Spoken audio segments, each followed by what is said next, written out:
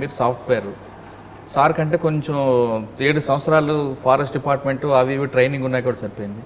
Software ఎంప్లాయీకి police training suitable అయిందా మీకు? ఆ ఫిజికల్గా మీరు ఆ ప్రాబ్లమ్స్ ఫేస్ చేశారా లేదంటే కంఫర్ట్గా ఉన్నారా?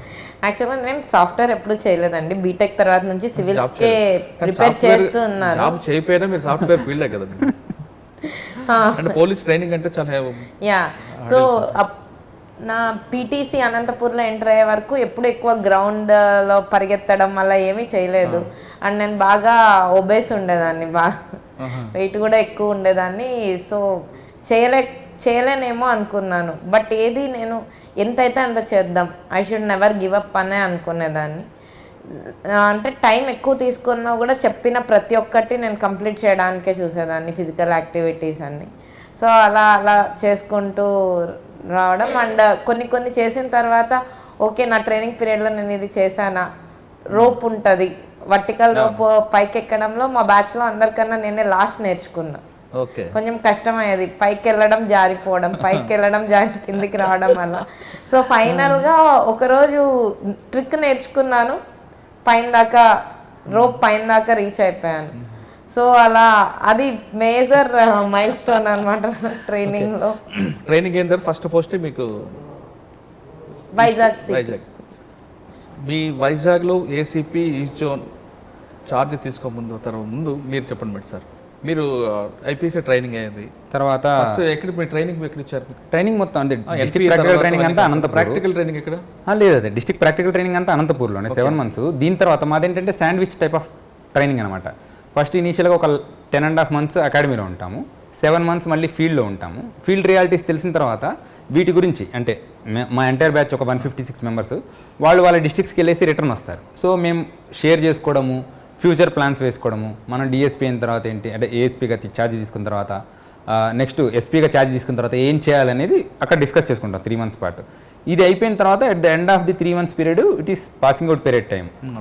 సో మాకు September 4th అయిపోయింది. అండ్ మీకు తెలుసా, మ్యారేజ్ అయింది జస్ట్ 10 daysలో నేను అకాడమీకి వెళ్ళిపోవాలి. అకాడమీకి వెళ్ళిన తర్వాత it's entirely different situation, it's lockdown కంప్లీట్గా. ఒకసారి అకాడమీలోకి ఎంటర్ అయిపోయిన తర్వాత బయటకు రావడం అనేది లేదు. నేను అది చెప్తున్నాను కదా, అకాడమీలోకి నేను ఎంటర్ అయిన తర్వాత 90 days తర్వాత నేను బయటకు వచ్చాను. తను తన ప్రాక్టికల్ ట్రైనింగ్లో కంటిన్యూ అవుతుంది, నేను మాత్రం వెళ్ళిపోయిన తర్వాత 90 days లోపలే ఉన్నాం. మేము చూసుకోవడం మళ్ళీ లేదు, కనీసం పైన బయటకు రావడం కానీ తన లోపలికి రావడం కానీ. ఈవెన్ పాసింగ్ అవుట్ పీరియడ్కి తను అడిగింది అనమాట, నాకు రావాలనుంది అని. బట్ అది కూడా ఇది కోవిడ్ రెస్ట్రిక్షన్స్లో ఆపేశారు. సో మొత్తం వర్చువల్. ఓకే సార్, ఇప్పుడు ఫస్ట్ పోస్టింగ్ ఎక్కడ ఇచ్చారు మీకు? ఫస్ట్ పోస్టింగ్ అంటే మీరు SI CI training practical training ఉంటుంది కదా, ఎక్కడ ఏ జిల్లాలో చేశారు? అది మొత్తం అనంతపురం డిస్ట్రిక్ట్ ప్రాక్టికల్ ట్రైన్లోనే ఎస్ఐ గాను ఎస్డిపిఓ వీటికి అంటే మనం ఏంటంటే జస్ట్ అటాచ్ అయి ఉంటాము. మ్యాక్సిమం ఎస్హెచ్ఓగా చేస్తాము ఒక రూరల్ పోలీస్ స్టేషన్లో. దాన్ని నేను పెదబడుగూరు అని మండలం ఉంది అనంతపూర్లో, అందులో చేశాను. ఓకే, తర్వాత గ్రేహౌండ్ కమాండ్ ట్రైనింగ్ అయిపోయిన తర్వాత మాకు గ్రే హౌండ్స్ది ఫస్ట్ పోస్టింగ్గా తీసుకుంటారు. ఐపీఎస్ ఆఫీసర్లు ఎవరైనా స్టేట్కి రావాలి, వాళ్ళ ఫస్ట్ అండ్ కంపల్సరీ పోస్టింగ్ గ్రే హౌండ్స్లో ఉంటుంది. ఓకేనా, గ్రే హౌండ్స్కి వెళ్ళిన తర్వాత రిఫ్రెషర్ కోర్స్ అని ఉంటుంది, ఒక 4 weeks కోర్స్ అనమాట. And this is the toughest course. ఒకటేమన్నా వైజాగ్కి, హైదరాబాద్ నుంచి వచ్చిన వాళ్ళం వైజాగ్కి అలవాటు అవ్వాలంటే కష్టం, ఎందుకంటే అక్కడ కొంచెం దూరం రన్ చేయగానే మనకి హెవీగా స్వెట్టింగ్ వస్తుంటుంది. అండ్ ఈ టెరైన్ డిఫికల్ట్. మన ఆంధ్ర ఒడిశా బోర్డర్కి ఇట్లా వచ్చేలోపు ఎప్పుడు అండులేటింగ్ టెరైన్ అనమాట, ప్లెయిన్గా ఎప్పుడు ఉండదు అనమాట. సో ఈ టెరైన్ డిఫికల్ట్, స్వెట్టింగ్ ఎక్కువ వచ్చేది. అండ్ మేమేంటంటే హెవీగా చేయాల్సి వస్తుంది వర్కౌట్స్. ఇప్పుడు రెగ్యులర్ రొటీన్ తీసుకుంటే మార్నింగ్ 5:30కి అలా స్టార్ట్ అవుతుంది, నైట్ ఒక్కొక్కసారి 12-2 కూడా అయిపోతుంది. ఏంటి ఎక్సర్సైజెస్కి అలా వెళ్ళేసి వస్తే. అండ్ రెగ్యులర్గా 10 km పరిగెత్తుండాలి, బ్యాగ్ వేసుకొని 3.2 kilometers పరిగెత్తుండాలి. అండ్ మాకు ఆబ్స్టికల్ కోర్స్ అని ఉంటుంది అనమాట టఫ్గా. సో ఆ కోర్స్ చేస్తుండాలి. వీక్ మొత్తం ఇదే సరిపోతుంది. సో 4 weeks చాలా హెక్టిక్ ఉంటుంది. దీని తర్వాత యూనిట్స్ ఉంటాయి, వాటికి ఇన్ఛార్జ్గా ఇస్తారు. సో ప్రెజెంట్ అదే పోస్ట్లో ఉన్నాను, అసాల్ట్ కమాండర్. వైజాగ్లో కొన్ని 18 units ఉంటాయి, అందులో ఒక యూనిట్కి హెడ్గా ఉంటారు. అంటే వైజాగ్ అనగా మీకు చెప్తున్నారు అట్మాస్ఫియర్ అండ్ డిఫరెంట్ అట్మాస్ఫియర్. మీరు నల్లమల్ల దండకారణ్ ఫారెస్ట్లో చేయడం ఒక ఎక్స్పీరియన్స్ అయితే, వైజాగ్లో మీకు డిఫరెంట్ కనిపిస్తుంది. ఒక సైడ్ సీ కనిపిస్తే ఒక మీకు గ్రీనరీ కనిపిస్తుంటుంది. ఏఓబీలో మీరు ఏమైనా కోంబింగ్ చేసుకొస్తున్నారా? ఎస్, ఇప్పటిదాకా ఒక టాస్క్ వెళ్ళడం జరిగింది ఏఓబీలో, అది నూర్మతి ఆ దగ్గరలో చేసామన్నమాట. సో ఇంతకుముందు ట్రెక్కింగ్స్ అనుభవం ఉండడం వలన అది కొంచెం ఈజీ అవుతుంది, లేకపోతే చాలా కష్టం. ఎందుకంటే గ్రేహౌండ్స్ అన్నది కానీ కోంబింగ్ ఆపరేషన్స్ కనిపిస్తుంటాయి. అవును, ఆపరేషన్స్ విషయం పక్కన పెడితే కూంబింగ్లో తీసుకుంటే దాంట్లో ఉన్న కష్టాలు నష్టాలు అది చెప్పలేను కావు. బయట కనబడడానికి ఏదో ఉంటుంది కానీ అంతే. మీరు అన్నట్లు 40 కిలోమీటర్లు పైకి ఎక్కిస్తారు, 40 కిలో కిందకి ఇస్తుంటారు. ప్రతిసారి కూడా మీకు టార్గెట్ ఎక్కడ ఉంటాడో తెలియదు, డిఫరెంట్ ఉండేది. వాడి అట్మాస్ఫియర్ వాడికి అన్ని అది ఆ టోపోగ్రఫీ బయోగ్రఫీ అంతా వాడికి తెలుస్తుంది, మీకు అంతా కొత్త ఉంటుంది. మీకు వెళ్తున్నప్పుడు డ్రై రేషను తీసుకెళ్ళడం కానీ, తర్వాత మీలో మోటివేట్ చేయడం కానీ, మీ పార్టీకి మోటివేట్ చేయడం కానీ, ఇవన్నీ కూడా మీ ఆఫీసర్ నేర్పుతున్నారా? ఎస్, ఖచ్చితంగా. ఎందుకంటే ఒకసారి అలా నేను కొన్ని ఆఫీసులు చూస్తుంటే ఒక లీడర్షిప్ క్వాలిటీ కరెక్ట్గా ఉన్న ఆఫీసర్ ఉంటే కింద వరకు గ్రౌండ్ లెవెల్ కమాండ్ లెవెల్ వరకు కరెక్ట్గా వస్తారు. కొంతమంది ఆఫీసర్లు గో హెడ్ అంటారు తప్ప ఇంట్లో కూర్చుంటారు. ఇప్పుడు మీరు గో హెడ్ వాళ్ళ దగ్గర ఉన్నారా? ప్రాక్టికల్ అలా ఏముండదు. ఎందుకంటే మాకు గో హెడ్ చెప్పే ప్రతి ఐపీఎస్ ఆఫీసర్ కూడా ఇదే స్టేజ్ నుంచి దాటుంటారు. సో ఖచ్చితంగా వాళ్ళకి కష్ట నష్టాలు అన్నీ తెలుస్తాయి. అండ్ మనల్ని పంపించే మెయిన్ రీజన్ ఏంటంటే ఫ్యూచర్లో వీళ్ళకే మనం కమాండ్ చేసేటప్పుడు మనం ఒకసారి అనుభవించుంటే వాళ్ళ కష్టం ఏంటో తెలుస్తుంది. అప్పుడే వాళ్ళ సాధక బాధకాలు ఏంటి, వాళ్ళకి వెల్ఫేర్ ఏ రకంగా చూసుకోవాలో తెలుస్తుంది. దానికోసం ఎంత కష్టమైనా సరే పంపిస్తారు అండ్ వాళ్ళు ఎక్స్ప్లెయిన్ చేస్తారనమాట ఇది సిచ్యువేషన్ అని. వాటితో పాటు గ్రేహౌండ్స్లో మీకు ఒక రకరకాల ఎక్విప్మెంట్ తీసుకెళ్ళతో పాటు ఎంట్రీ ఎగ్జిట్ ఒకేసారి రాకూడదని చాలా స్పష్టంగా చెప్తుంటారు. రెండు ఒకే యూజ్ చేయకూడదు, ఎంట్రీ వేరే ఉండాలి, ఎగ్జిట్ వేరే ఉండాలి. కానీ మీకు కొన్ని పరిస్థితుల్లో అంటే బలిమల లాంటి ఇష్యూ జరిగినప్పుడు ఎంట్రీ ఎగ్జిట్ ఒకటే వచ్చింది. అటువంటి కేస్ స్టడీస్ ఎవరు మీకు ఎక్స్ప్లెయిన్ చేశారా? ఇలా వచ్చినవన్నీ కేస్ స్టడీస్ అంటే మనం ఎప్పుడైనా సరే కొత్తవి పాత దాంట్లో మనం చేసిన తప్పుల ద్వారా వస్తుంది. సో మనం చేసిన తప్పులు ఏంటి ఇప్పటిదాకా మనకి ఏదన్నా అంటే తప్పు చేయాల్సినది కంటిన్యూ, కానీ వాళ్ళకి మనం తెలిసిపోయి ఉంటుంది ఇది ఒక తప్పు చేసామని. సో వాళ్ళు సక్సెస్ అవ్వకపోయి ఉండొచ్చు. ఇలాంటివన్నీ సరే కేస్ స్టడీస్గా తీసుకొని చెప్తారు. వాటితో పాటు గ్రేహౌండ్స్ ఇటువంటి సాంబశివరావు గారు డీజీగా ఉన్న టైంలో Ramagiri on encounter major encounter అంటారు, స్టేట్ సెపరేట్ అయిన తర్వాత. ఆ ఎన్కౌంటర్ ఎలా జరిగింది అన్నది ఇప్పుడు ప్రస్తుతం అన్నది కరెక్ట్ కాదు, కానీ ఆ కేస్ స్టడీని మీకు ఏ విధంగా ఉపయోగించారండి వాళ్ళు? అంటే చాలా టఫ్ ఆపరేషన్ అది. ఆ ఇన్సిడెంట్ జరిగే ప్లేస్ కూడా వెళ్ళడం అనేది చాలా కష్టం. గ్రేహౌండ్స్కి అది ఒక బలిమల ఏ విధంగా అయితే ఒక లెసన్ ఉంటుందో ఇది కూడా లెసన్ ఉంటుంది. ఆ లెసన్ గురించి మీకు ఏం చెప్పారా రామగిరి ఎన్కౌంటర్ గురించి? సో బలిమెల్లలో మీరు ఆల్రెడీ చెప్పారు ఎంట్రీ ఎగ్జిట్ ఒకేలా ఉంటుందని. అండ్ రామగృహ అనమాట. ఈ ఇన్సిడెంట్ ఏంటంటే మన ఫిజికల్కి ఒక పెద్ద ఛాలెంజ్ అనమాట. అండ్ ఒక నైట్లో మీరు నెక్స్ట్ డే పేపర్ చూస్తుంటే అర్ధరాత్రే 25 కిలోమీటర్లు వెళ్ళిన కమాండోస్ అని వచ్చింది. కరెక్ట్. సో చూసా కూడా. అండ్ మనల్ని మనకు ఉండే ఫిజికల్ లిమిట్స్ని టెస్ట్ చేయడం అన్నమాట. లోపలికి వెళ్ళిన కమాండోస్ అంతా కూడా కంప్లీట్ చేయలేరు, అది చాలా తక్కువ మందే వెళ్ళగలరు. అండ్ ఎవరైతే సెల్ఫ్ మోటివేట్ అయ్యి వేరే వాళ్ళని కూడా మోటివేట్ చేస్తుంటారో అప్పుడే ఫ్రూట్స్ వస్తాయి. ఓకే మేడం, మీరు ఏసీపీ చూస్తున్నారు. జనరల్గా విశాఖపట్నం ఆ రేంజ్లో పోలీస్ అంటే వాళ్ళ దృష్టిలో సినిమా హీరోలకు చూస్తారండి. మగవాళ్ళు అయితే రాజశేఖర్, ఎన్టీఆర్ అటువంటి వాళ్ళు పోలుస్తారు. సినిమాలో ఎవరు బాగా చేస్తారు, ఏ హీరో వెంకటేష్ కానీ ఎవరితో మహేష్ బాబు, వాళ్ళు కొన్ని ఫ్యాన్స్ బట్టి చూస్తారు. అంటే వైజాగ్ రేంజ్లో ఉన్న వైజాగ్ విజయనగరం ఉత్తరాంధ్రలో ప్రజలు కొంతమంది పోలీసుల్ని సినిమా వాళ్ళతో పోల్చుకుంటారు. తమ హీరో ఎవరు ఉన్నారు వాళ్ళని చూస్తుంటారు. వాళ్ళ హీరోలు ఎవరు ఆల్రెడీ సినిమాలు చేస్తుంటారు. ఎగ్జాంపుల్ ఎన్టీఆర్కి ఫ్యాన్స్ కొంత ఎన్టీఆర్ సినిమా హీరోలు ఉంటారు, వెంకటేష్ ఉంటారు. ఆ హీరోలు అందరూ కూడా సినిమా చూస్తారు. అదేవిధంగా మహిళలకు వచ్చేసరికి కర్తవ్యం విజయశాంతితో పోలుస్తారు, కిరణ్ బేడితో పోల్చిన వాళ్ళు కూడా ఉంటారు. ఇప్పుడు మీరు విశాఖపట్నం వెళ్ళగానే అక్కడ ప్రజలు మిమ్మల్ని ఏ విధంగా రిసీవ్ చేసుకున్నారండి? అంటే హీరోయిన్గా అనట్లేదు, వాళ్ళ ప్రజలు అట్రాక్ట్ ఏ విధంగా రిసీవ్ చేసుకుంటున్నారండి? ఇప్పుడు అంటే మీరు ఛార్జ్ తీసుకునే రోజు November 17th, 2020 నేను ఛార్జ్ తీసుకున్నానండి. ఓకే. 3 monthsలో మీరు ఏరియా పోనీ చూసారా? మీ ఏరియా అంతా చెక్ చేశారు కదా, ఎక్కువ క్రైమ్ జరిగే ఏరియా రీజియన్లో? క్రైమ్ అంటే నా ఏరియా ఎలాంటి ఏరియా అంటే పబ్లిక్ ఎక్కువ గ్యాదర్ అయ్యేది. అవును. వైజాగ్ అంటేనే ఫస్ట్ గుర్తొచ్చేది అందరికీ బీచ్. అవును. బీచ్ రోడ్, చాలామంది ఫెస్టివల్స్కి అంతా బీచ్ రోడ్. సో చాలా నా మీద ట్రస్ట్ చేసి ఇచ్చిన పోస్టింగ్ అది. సో నేను అంతే ఇదిగా చేస్తుంటాను. బీచ్లో నేను తిరుగుతూ ఉంటాను. ఎప్పుడైతే జనాలు ఎక్కువ గ్యాదర్ అవుతుంటారో ఎలా ఉన్నారు, మెన్ ఎక్కడ ఉంటున్నారు, వాళ్ళు ఉంటున్నారా అని మఫ్టీలో కూడా నేను ఫుడ్ పాట్రోలింగ్ అవన్నీ చేసుకొని చూస్తుంటాను. సో మెయిన్ ఏరియా అంతా బీచ్ రోడ్ నా జ్యూరిస్డిక్షన్. అంటే మీరు చెప్తున్న బీచ్ రోడ్లో డిఫరెంట్ క్రైమ్స్ ఉంటాయండి. జాలారపేట పక్కన ఉంటుంది, మత్స్యకారులు కొంచెం ఇష్యూ వస్తుంది. బీచ్ రోడ్లో ఎక్కువ ఈవ్ టీచింగ్ జరుగుతుంది. తర్వాత ట్రాఫిక్ ప్రాబ్లం ఉంటుంది. ఇంకా మీరు బీచ్ నుంచి ఇటువైపు మన కేజీహెచ్ వైపు వస్తుంటే కొంచెం హెచ్బీ జరుగుతుంటాయి. ఇటువన్నీ మీ నోటీసులకు వచ్చాయండి? వచ్చాను. ఓకే, ఇప్పుడు మీరు అమ్మాయిలు కాబట్టి ఎక్కువ ఈవ్ టీచింగ్ బీచ్ రోడ్లో జరగకుండా ఇప్పుడు ఆల్రెడీ దిశ లాంటి షీ టీమ్స్ లాంటి ఇప్పుడు ఉన్నాయి కాబట్టి వాటిని ఏ విధంగా యూజ్ చేస్తున్నారు? ఓకే, యాక్చువల్గా ఈ దిశకి సంబంధించిన టీమ్స్ ఉన్నాయన్నమాట. ఇద్దరు లేడీ కానిస్టేబుల్స్కి ఒక 2-వీలర్ ఇచ్చి బీచ్ రోడ్స్లో వాళ్ళకి ఒక జోన్ అలొకేట్ చేస్తుంది. ఆ జోన్లో వాళ్ళు తిరుగుతుంటారు, తిరిగి అబ్జర్వ్ చేస్తుంటారు. ఎవరైనా మైనర్స్ వచ్చారా, మైనర్స్ ఎవరన్నా కలిసి కూర్చొని ఏమన్నా ఉన్నారా, లేకపోతే ఎక్కడన్నా ఏదన్నా అమ్మాయి ఏమన్నా ఇబ్బందుల్లో ఉందా. ఇంకా వాళ్ళు ఇప్పుడు ప్రజెంట్ ఏం చేస్తున్నామంటే మీకు తెలిసే ఉంటుంది, దిశ యాప్, ఏపీ పోలీస్ సేవ యాప్ అన్న వచ్చాయి. సో ఎక్కువ మంది లేడీస్ ఇప్పుడు మామూలుగా మనం ఇంత ఎక్కువ మందిని గ్యాదర్ చేసే కన్నా ఎక్కువ మంది గ్యాదర్ అయ్యే స్పాట్స్లోకి మేమే వెళ్ళి మా లేడీ కానిస్టేబుల్ టీమ్సే దిశ తరపున వెళ్ళి వాళ్ళ చెప్తున్నాయి, దిశ యాప్ ఒకటి ఉంది, ఏపీ పోలీస్ సేవ యాప్ ఒకటి ఉంది, మీ మొబైల్స్లో ఇన్స్టాల్ చేసుకోండి, దీన్ని ఇలా యూస్ చేసుకోవచ్చు.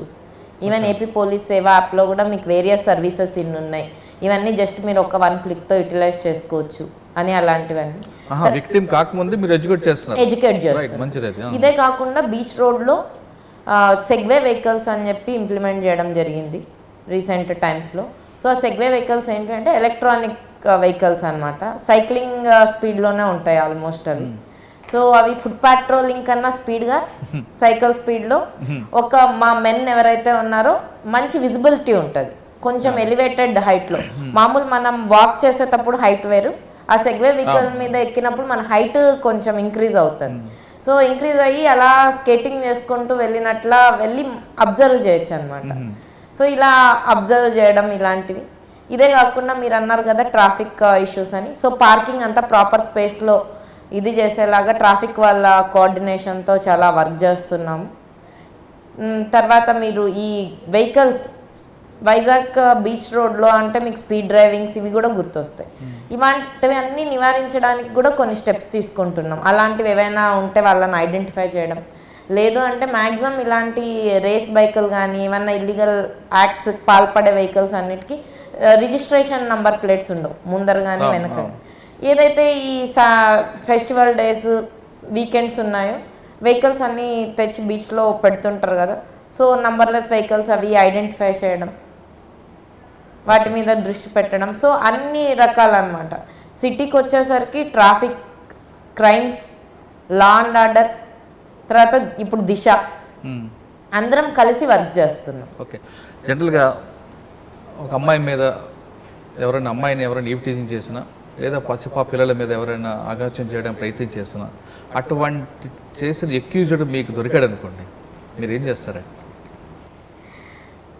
అంటే కేసులు పెట్టి అరెస్ట్ చేయడం అనేది న్యాచురల్గా జరిగేది. అది కాకుండా పబ్లిక్ డిమాండ్ వేరేగా ఉంటుంది. పబ్లిక్ డిమాండ్ అనేది ఆ స్పాట్ డెసిషన్ కావాలంటారు.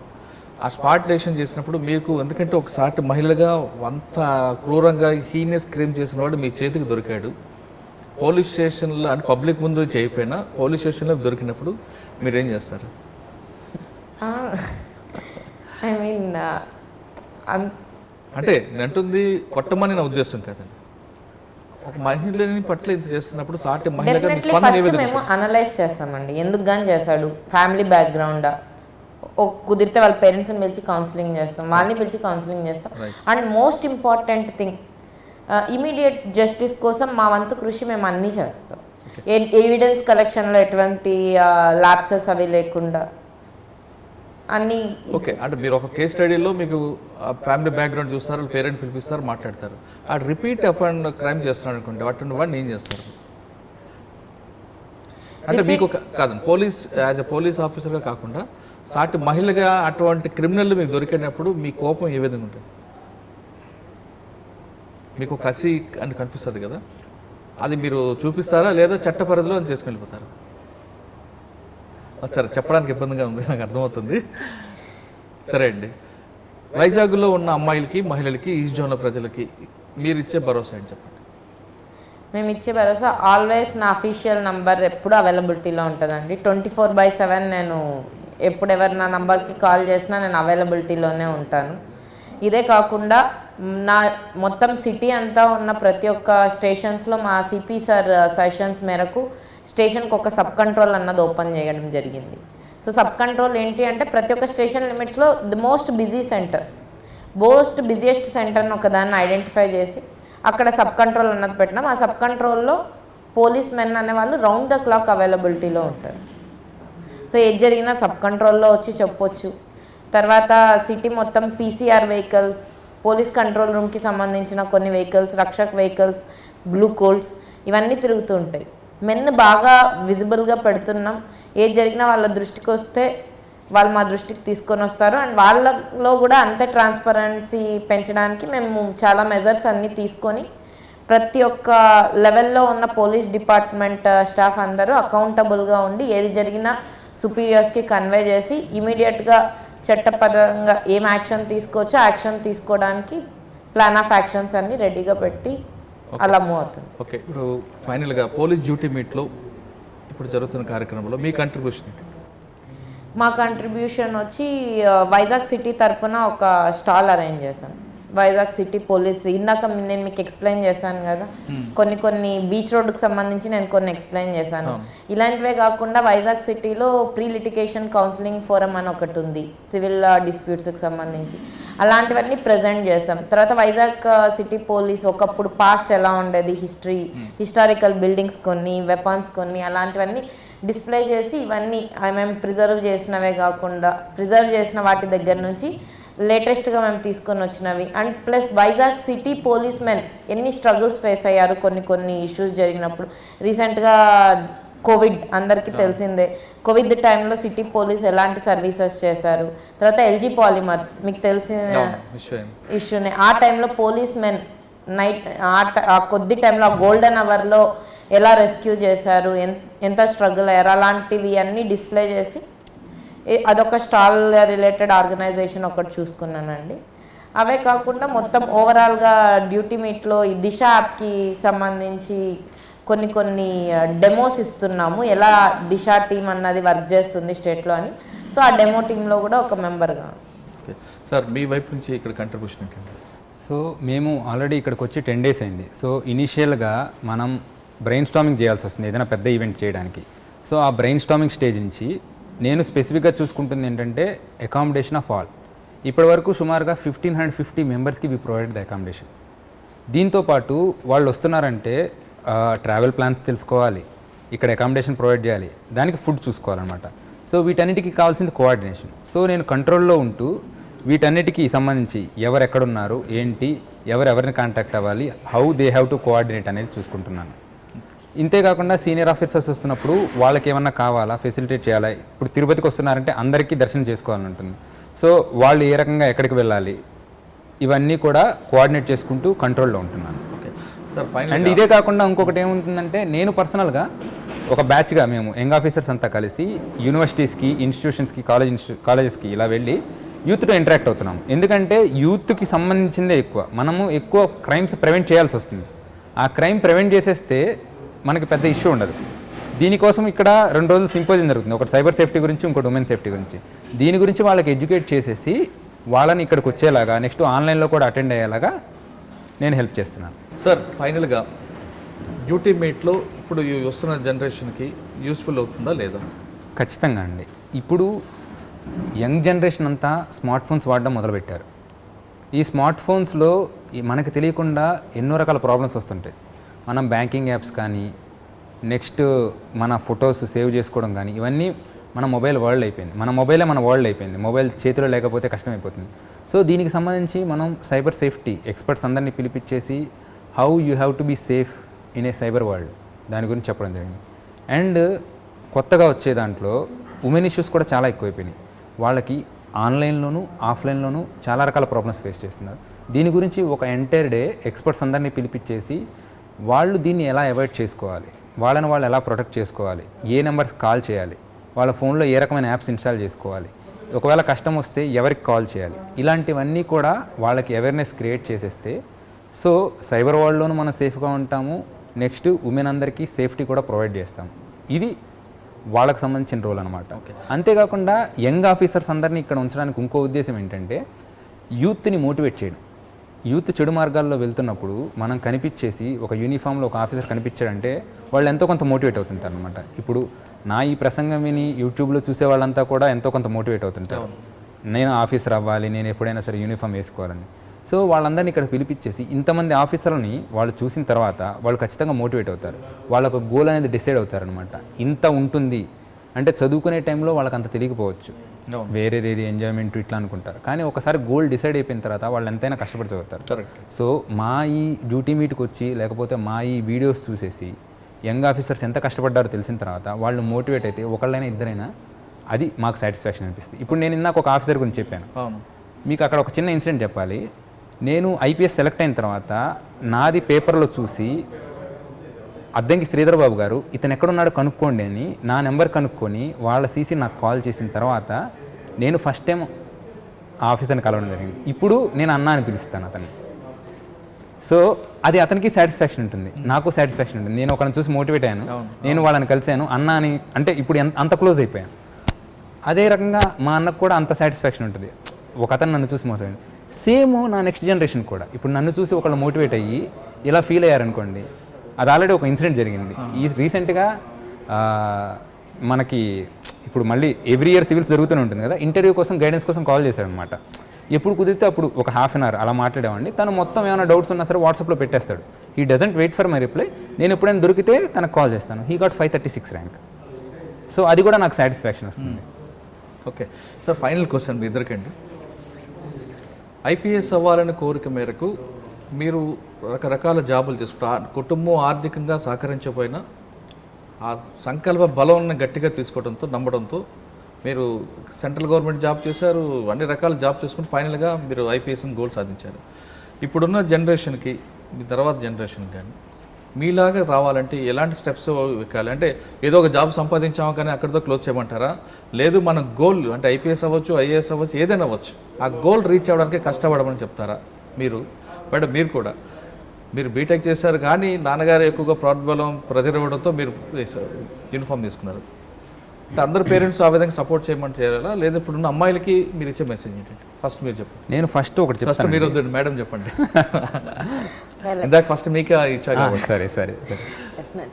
అమ్మాయిలకి సపోర్ట్ ఉంటే అయితే మ్యాక్సిమం వాళ్ళకి ఫైనాన్షియల్ అంటే పోలీస్ స్టేషన్ వస్తే ఆ పోలీస్లో ట్రైనింగ్ చేసుకోవడం, ఫిజికల్ అన్నీ ఉంటాయి, అవన్నీ మర్చిపోమని చెప్తారా? లేదంటే ఇక్కడ చాలా కష్టం ఉంటుందని చెప్తారా? అలా ఏం లేదు, కష్టం ఉన్న కష్టంలో ప్లెజర్ ఉంటుంది. రైట్, అది. సో ఏదైనా కొంచెం అమ్మాయిలందరికీ పోలీస్ డిపార్ట్మెంట్ రమ్మంటారా వద్దంటారా? రమ్మని నేను సజెస్ట్ చేస్తాను. వాళ్ళకు ఒక తెలియని కాన్ఫిడెన్స్ వస్తుంది ఇక్కడ ఉన్నప్పుడు. అంటే వేరే కెరియర్స్ కూడా అంతే. మెయిన్ ఏంటి అంటే ఇక్కడ మోటు అమ్మాయిలు వాళ్ళ స్టెబిలైజ్ అవ్వడం, ఫైనాన్షియల్గా ఇండిపెండెంట్గా ఉంటారు వాళ్ళు. అండ్ వాళ్ళకి డెసిషన్ మేకింగ్ పవర్ పెరుగుతుంది, బార్గెనింగ్ పవర్ పెరుగుతుంది సొసైటీలో. ఏదైనా కూడా ధైర్యంగా ఉంటారట ఎనీ ఇన్సిడెంట్. అంటే అందరూ కాన్ఫిడెన్స్ లెవెల్ పెరగాలంటే మంచి కాన్ఫిడెన్స్ లెవెల్స్ ఉంటాయి. ఇప్పుడు వాళ్ళకంటూ వాళ్ళ కాళ్ళ మీద వాళ్ళు నిల్చుకోగలిగినప్పుడు డెఫినెట్గా, అంటే వాళ్ళ కాళ్ళ మీద వాళ్ళు నిల్చోవాలంటే పోలీస్ డిపార్ట్మెంట్ అవసరం లేదు, కానీ కాన్ఫిడెన్స్ లెవెల్ పెరగాలంటే మాత్రం పోలీస్ డిపార్ట్మెంట్ రమ్మంటారు. అలా ఏం చెప్పట్లేదండి నేను. వాళ్ళకు ఒక మంచి పొజిషన్ అటెండ్ అయితే ఆ కాన్ఫిడెన్స్ ఉంటుంది అని చెప్తున్నాను. సార్ మీరు చెప్పండి సార్. నేను ఇన్ని జాబ్స్ చేసిన తర్వాత ఒకటే చెప్తాను, డిగ్నిటీ ఆఫ్ లేబర్. ఏ జాబ్కైనా సరే మనం చేస్తున్నామంటే దానికి ఒక డిగ్నిటీ ఉంటుంది. ఇప్పుడు నేను పోస్టల్లో జాబ్ చేసినా, ఫారెస్ట్లో జాబ్ చేసినా, it is a service. Ultimately it is a service. నేను ఫారెస్ట్లో చేస్తున్నాను, కొన్ని మొక్కలు పెంచుతున్నాను, సంవత్సరానికి ఒక 5-6 లక్షల మొక్కలు పెంచుతున్నాను. నేను ఎవరికి డైరెక్ట్గా హెల్ప్ చేయలేకపోవచ్చు, బట్ ఎకలాజికల్గా, ఎన్వైర్మెంట్గా ఎంటైర్ హ్యూమన్ రేస్కి ఉంటుంది. సో నేను సివిల్స్ అనే చెప్పట్లేదు, ఏదైనా సరే ఫస్ట్ ఒక గోల్ ఫామ్ చేసుకోండి. అది మీరు సివిల్స్ అనుకుంటారో, గవర్నమెంట్ జాబ్ అనుకుంటారో, ప్రైవేట్ జాబ్ అనుకుంటారో, లేకపోతే యూనివర్సిటీస్లో లెక్చరర్గా, ప్రొఫెసర్గా, సైంటిస్ట్గా, ఏదైనా అనుకోండి. కానీ దానిలో మనం ఎక్స్పర్టైజ్ తెచ్చుకోవాలి. ఈ రోజుల్లో ఎక్కువ మంది ఏమవుతున్నారంటే రేపు ఎగ్జామ్ ఉంది, ఈరోజు చదువుకుందాం అనే ఉద్దేశంలో ఉంటున్నారు. ఒకప్పుడు నేను కూడా కొన్నాళ్ళు అదే స్టేజ్లో ఉన్నాను. సో వాళ్ళు ఇలాంటివి ఏమొద్దు, నేను లైఫ్లో మంచిగా సెటిల్ అవ్వాలి. ఒకసారి సెటిల్ అయిన తర్వాత ఆ ఎంజాయ్మెంట్ మళ్ళీ డిఫరెంట్గా ఉంటుంది. యూత్ డేస్లో ఎంజాయ్ చేయొచ్చు, కానీ దానికి బ్యాలెన్స్ ఉండాలి. ఎంతసేపు చదువుకోవాలి, ఎంతసేపు ఎంజాయ్ చేయాలి. ఆ ఎంజాయ్మెంటు, ఈ బ్యాలెన్స్ రెండూ ఉన్నప్పుడు వాళ్ళు ఖచ్చితంగా గోల్ రీచ్ అవుతారు. ఏదైనా గోల్ సెట్ చేసుకోమనండి. ఇప్పుడు నేను ఇక్కడ ఉన్నానని ఒక రెస్పెక్ట్ ఉంటుంది, ఓకేనా? అది పోలీస్ ఆఫీసర్కి ఇచ్చే రెస్పెక్ట్. ఒక ఆడిటర్ ఉంటారు, అతను మైండ్లో అంటే చాలా ఎక్స్పర్ట్ అనుకోండి, అందరు తన దగ్గరికి వస్తారు. ఓకేనా. ఒక డాక్టర్ ఉన్నాడు, తన హస్తవాసం మంచిది అయితే అందరు తన దగ్గరికి వస్తారు.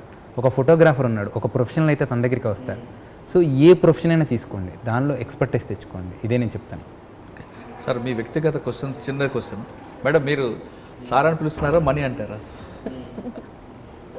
మీ ఇద్దరికి ఒకే జిల్లా ఇచ్చారనుకోండి, మీరు డిఎస్పీ సార్ ఎస్పీ, అలా డైరెక్ట్ రిపోర్టింగ్ ఆప్షన్ ఉండదు. మేము ముందుగా అండర్స్టాండింగ్ పెట్టుకున్నాం. డైరెక్ట్ ఉండదు, కానీ ఇలాంటి ఈవెంట్ ఉన్నప్పుడు మీరు ఆయనకి రిపోర్ట్ చేయాల్సి వస్తుంది. డెఫినెట్లీ సార్ అనే పిలుస్తాను. ఇంట్లో ఓకే, ఇంట్లో ప్రొఫెషనల్కి పర్సనల్కి చాలా డిఫరెన్స్ ఉంటుంది. ఎప్పుడైనా ఇక్కడ ఉన్నప్పుడు ఏదైనా సరే ఈవెంట్ నా డ్యూటీస్ నాకుంటే నేను ఖచ్చితంగా నా డ్యూటీస్నే చూసుకుంటాను, తన డ్యూటీస్ తనే చూసుకుంటుంది. సో ఇక్కడ రిపోర్టింగ్ చేయాల్సి వస్తే సార్ అని పిలుస్తుంది. బట్ ఇంట్లోకి వెళ్ళిన తర్వాత వీఆర్ హస్బెండ్ అండ్ వైఫ్. ఈ యూనిఫామ్ ఉన్నంతసేపే అండ్ ఇక్కడ ఉన్నంతసేపే డ్యూటీ. అది లేనప్పుడు ఆ ప్రొఫెషనల్ పర్సనల్ బ్యాలెన్స్ లేకపోతే కష్టం అవుతుంది. నేను ముందరగానే చెప్పాను, నువ్వు నాకు రిపోర్ట్ చేసేట్లాగా ఏ జాబు చేయొద్దు మనం అని. ఓకే, అవునా? అంటే ఒకే జిల్లాలో సపోజ్ నేను ఎస్పీ అయితే తను డిఎస్పీగా అలా ఉండద్దు. ఓకే, ఈ అండర్స్టాండింగ్ ఎప్పుడో పెట్టుకున్నాను. అండ్ ఇంకొకటి బెటర్ థింగ్ ఏంటి అంటే బాగా గైడెన్స్ ఇస్తారు, ఇలా కాదు ఇలా అండ్ ఎప్పుడు డెఫినెట్గా నా హస్బెండ్ నా నుంచి కోరుకునేది ఒక్కటే అనమాట, బాగా నాలెడ్జ్ ఇంప్రూవ్ చేసుకో, ప్రొఫెషనల్ నాలెడ్జ్ బాగా తెచ్చుకో, మంచి ఎక్స్పీరియన్స్ గెయిన్ చేయి, బాగా అందరితో ఇంటరాక్ట్ అవ్వు. నాకు మంచి మంచి సజెషన్స్ ఇస్తుంటారు, అవి చదువు, కొత్త ఆర్టికల్ ఏదైనా వస్తే ఈ ఆర్టికల్ చదువు, ఇలా ఉంది అని షేర్ చేస్తుంటారు, ఇద్దరం డిస్కస్ చేసుకుంటాం అలా. కానీ మీరేం కోరుకుంటున్నారు సార్ దగ్గర నుండి?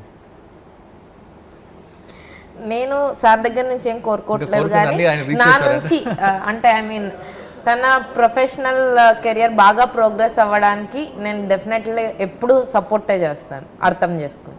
ఓకే, అర్థమే కాదు సాక్రిఫైస్ కూడా చేస్తారు చాలా. యువత ఒక గోల్ నిర్ణయించుకుంటే దానికి డెడికేషన్గా ఉంటే ఖచ్చితంగా ఏ గోల్ పోలీస్ అవ్వనండి, ఏ డిపార్ట్మెంట్ చేయండి అంటున్నారు మణికంఠ గారు. ఆయన ఒక గోల్ రీచ్ అవ్వడానికి ఆయన ఒక వ్యక్తిని ఆదర్శంగా తీసుకొని దాదాపు 7 సంవత్సరాలు కష్టపడితే ఆయన ఈరోజు ఈ స్థాయికి వచ్చారు. ప్రతి ఒక్కరు కూడా మణికంఠ గారిలాగా ఆదర్శం తీసుకుంటే, ఆయనకు రోల్ మోడల్గా తీసుకుంటే ఖచ్చితంగా ఐపీఎస్ఏ కాదు ఐఏఎస్ అవ్వచ్చు, లేదా ఇంకొక డాక్టర్ అవ్వచ్చు. కానీ మనలో కాన్ఫిడెన్స్ లెవెల్ తగ్గించుకొని ఈ రోజు కాదు రేపు చేస్తామంటూ ఎప్పుడైతే నిరాశ నిస్సోజ వస్తామో అటువంటి వ్యక్తులు ఇందులోకి రాలేరు అంటున్నారు. ఆయన కష్టం, కుటుంబ ఆర్థిక పరిస్థితి సహకరించకపోయినా ఆయన ఖచ్చితంగా ఆయన గోల్ రీచ్ అవ్వడానికి కొంతమంది మిత్రుల సహకారంతో ఈ స్థాయికి వచ్చారు.